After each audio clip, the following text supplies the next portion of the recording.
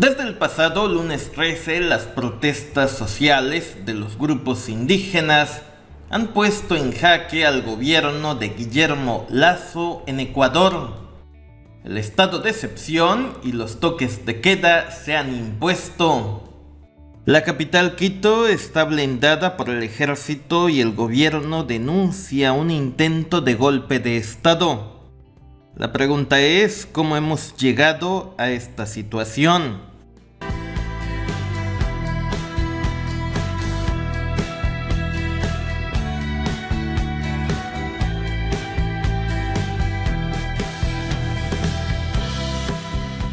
En enero del año 2000, Ecuador adoptó el dólar como moneda nacional con el fin de frenar la elevada inflación.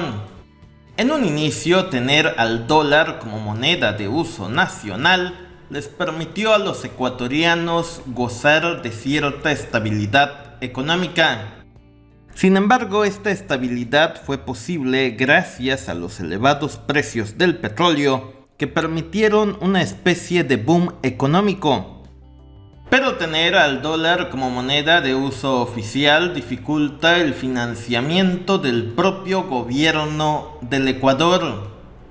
Para financiarse, los ecuatorianos tienen que exportar materias primas, como lo es el petróleo, o en su defecto pedir prestado.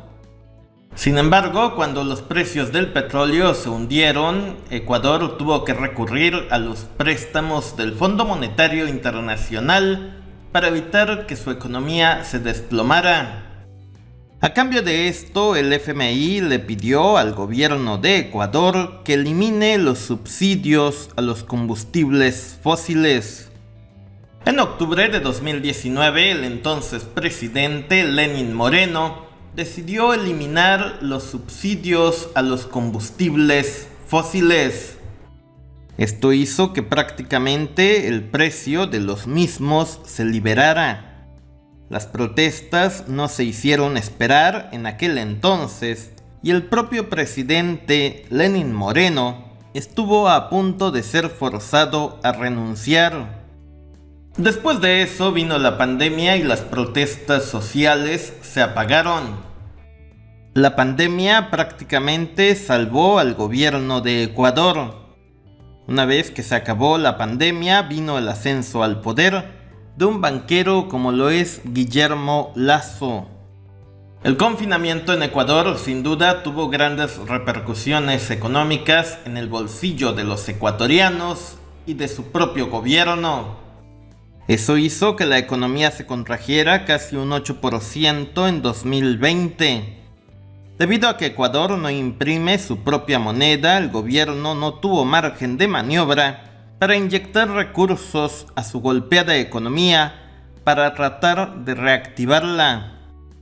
Eso se tradujo en desempleo, pobreza y un creciente malestar social. A esta crisis económica se ha sumado la guerra en Ucrania, que ha supuesto el último golpe económico a este país de América Latina. Los precios del petróleo y de la gasolina se han elevado como consecuencia de las sanciones de Occidente contra la Rusia de Putin. Entre mayo de 2020 y octubre de 2021, el diésel en Ecuador subió casi un 90%. La gasolina extra un 46%. En su pantalla usted puede observar un gráfico donde se aprecia el incremento en los precios de los energéticos en el Ecuador. El diésel llega casi a los $2 por galón, que equivale a casi 10 pesos mexicanos por litro.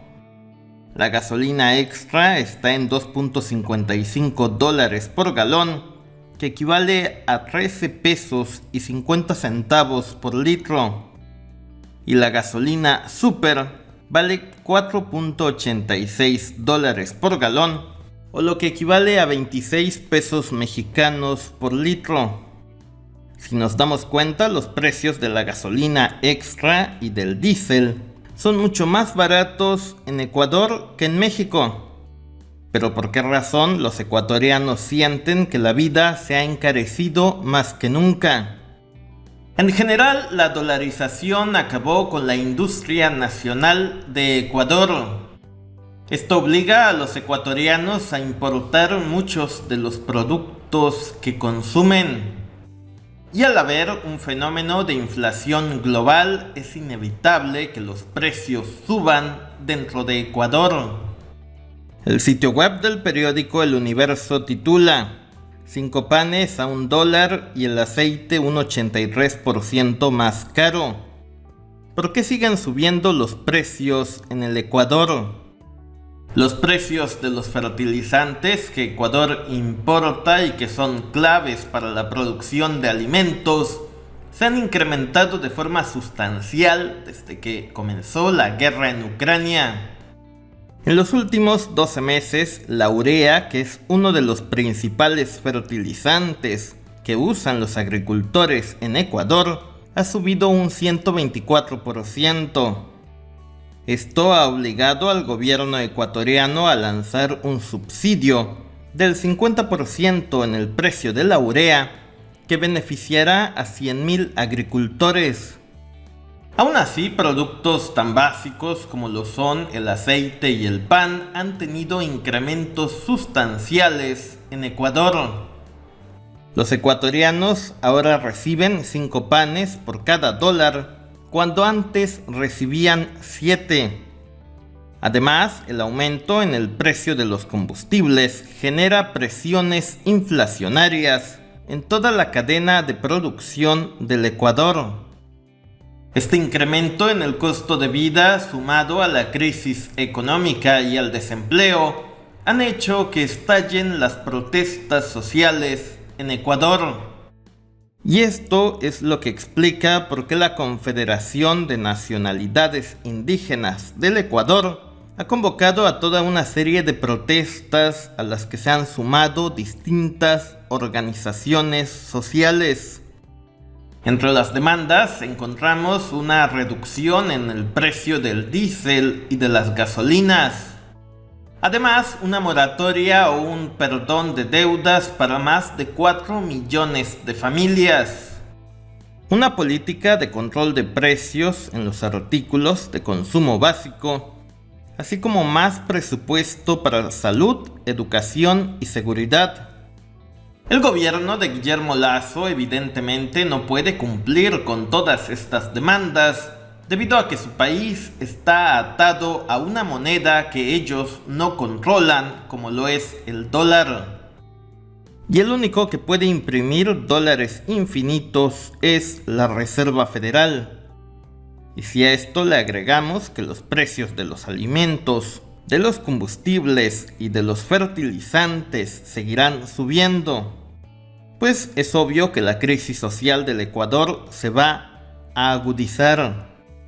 Y si la situación se complica en exceso, no podemos descartar el escenario donde el propio presidente Guillermo Lasso se vea forzado a dimitir. Y esto solo sumaría a Ecuador en una mayor crisis política en la que el ejército en definitiva tendría que intervenir.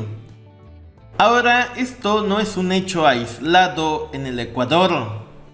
El sitio web del periódico La Vanguardia titula: un estudio del Fondo Monetario Internacional prevé una oleada de estallidos sociales tras la pandemia. En enero de 2021, el FMI, después de realizar numerosos estudios y análisis, publicó un estudio donde se advertía que para el verano de 2022 el mundo iba a arder en protestas. Esto como consecuencia del desastre económico generado por la propia pandemia. Los expertos del FMI decían lo que alguna vez les comenté en este canal. Históricamente, después de las pandemias vienen las revoluciones sociales y con ello la caída de los gobiernos más débiles.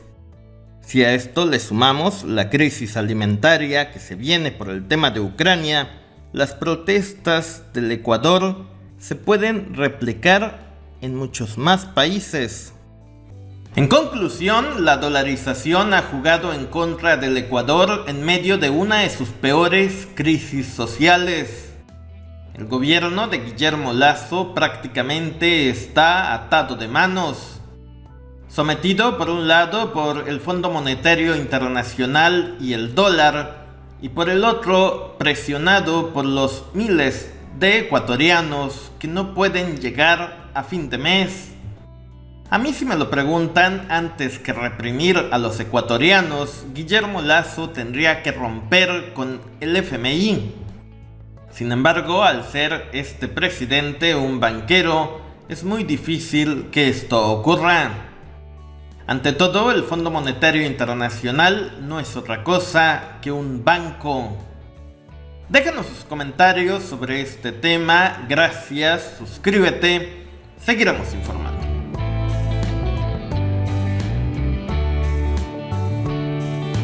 Si deseas ver más contenido, da clic de este lado, y si deseas suscribirte, hazlo de este lado.